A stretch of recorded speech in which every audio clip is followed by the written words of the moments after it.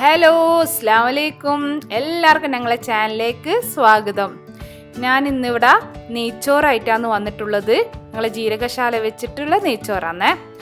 ഇതിന് മുന്നേ അരി കഴുകിയിട്ടൊന്ന് വെക്കണേ. ഞാൻ 3 ഗ്ലാസ് അരിയാണ് എടുത്തിട്ടുള്ളത്. അത് നന്നായി കഴുകിയിട്ട് ഒന്ന് വാർക്കാൻ വേണ്ടിയിട്ട് അവിടെ വെക്കണം. ഓക്കെ, ഞങ്ങൾക്കൊരു പോട്ട് വെച്ച് അതിൽ ഞാൻ 2 ടേബിൾ സ്പൂൺ ഗീയാണ് ഒഴിച്ചു കൊടുത്തിട്ടുള്ളത്. അതിൽ തന്നെ ഓയിലും ചേർത്ത് കൊടുത്തിട്ടുണ്ട്. ഗീ കുറച്ച് കൂടിയും ചേച്ചാൽ ഒരു പ്രശ്നവുമില്ല.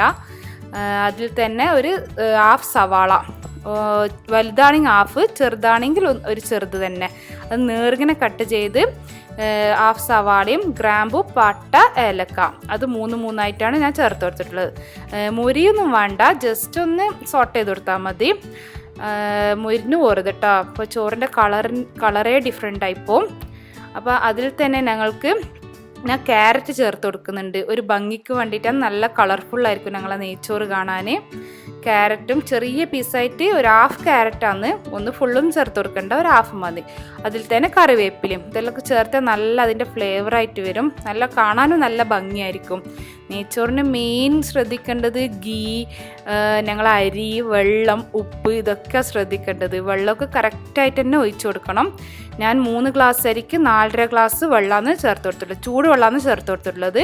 ചൂടുവെള്ളം ചേർക്കുമ്പോൾ പെട്ടെന്ന് തന്നെ വെന്ത് കിട്ടും, അത് പെട്ടെന്ന് തന്നെ തിളച്ച് വെന്ത് കിട്ടും. ഈ സമയത്ത് ഉപ്പ് കറക്റ്റായിട്ട് ചേർത്ത് കൊടുക്കണം. ഉപ്പ് ഇല്ലെങ്കിൽ നെയ്ച്ചോറിന് ഒരു ടേസ്റ്റും ഉണ്ടാവില്ല. അപ്പം ഇതെല്ലാം നെയ്ച്ചോറിൻ്റെ ശ്രദ്ധിക്കേണ്ടത്. നല്ല അരിയായിരിക്കണം, പിന്നെ നന്നായി കഴുകണം. ഉപ്പ്, ഗീയെല്ലാം നല്ല അധികം ഒഴിച്ചു കൊടുത്താൽ നെയ്ച്ചോറ് വിട്ട് തന്നെ നിൽക്കും. അപ്പോൾ അതെല്ലാം നെയ്ച്ചോറിൻ്റെ മെയിനായി ശ്രദ്ധിക്കേണ്ടത്. ഇതൊന്ന് ബോയിൽ ആകുന്നത് വരെ കുറച്ച് സമയം ഞങ്ങൾക്ക് വെയിറ്റ് ചെയ്യാം. ബോയിലായിട്ടുണ്ട്. ഇങ്ങനെ തിള വരുമ്പോൾ ഞങ്ങൾ കഴുകി മാറ്റി വെച്ച അരി ഉണ്ടല്ലോ, അത് ഇതിലേക്ക് ഒന്ന് ചേർത്ത് കൊടുക്കാം. കഴുകുമ്പോൾ അരി പൊട്ടിപ്പോരുത്, നല്ല സാവധാനം നല്ല ഇതിൽ തന്നെ ഒരു 4-5 പ്രാവശ്യമെങ്കിൽ നന്നായി കഴുകിയെടുക്കണം. അപ്പം അതും ചേർത്ത് കൊടുത്ത് ഒന്ന് ഇളക്കി കൊടുക്കുക. ഈ സമയത്ത് ഞങ്ങൾ ഉപ്പ് വീണ്ടും നോക്കണം. ഉപ്പ് ഇല്ലെങ്കിൽ ഈ സമയത്ത് കുറച്ചൊന്ന് ഇട്ട് കൊടുക്കുക. ഓക്കെ, ജസ്റ്റ് ഞാനൊന്ന് മറിച്ചിടാൻ പോവാന്നേ. ഇടയ്ക്കൊന്ന് മറിച്ചിട്ട് കൊടുക്കണം, അല്ലെങ്കിൽ അവിടെ ഇങ്ങനെ കട്ടയായിട്ട് നിൽക്കും. ജസ്റ്റ് ഒന്ന് മറിച്ചിട്ട് കൊടുത്ത് ആ സമയത്ത് തന്നെ നല്ല സ്മെല്ലായിരിക്കും നെയ്ച്ചോറിൻ്റെ. നല്ല വീടൊട്ടാകം തന്നെ സ്മെല്ലുണ്ടാവും. വീണ്ടും ഒന്ന് അടച്ചു കൊടുത്തിട്ട് ഒരു 5 മിനിറ്റ് ഞങ്ങൾക്കൊന്ന് വെയിറ്റ് ചെയ്യാം. ഇപ്പം ഞങ്ങളെ നെയ്ച്ചോറ് റെഡി ആയിട്ടുണ്ട്. നല്ല സൂപ്പർ, നല്ല വിട്ട് നെയ്ച്ചോറ് തന്നെ കിട്ടും.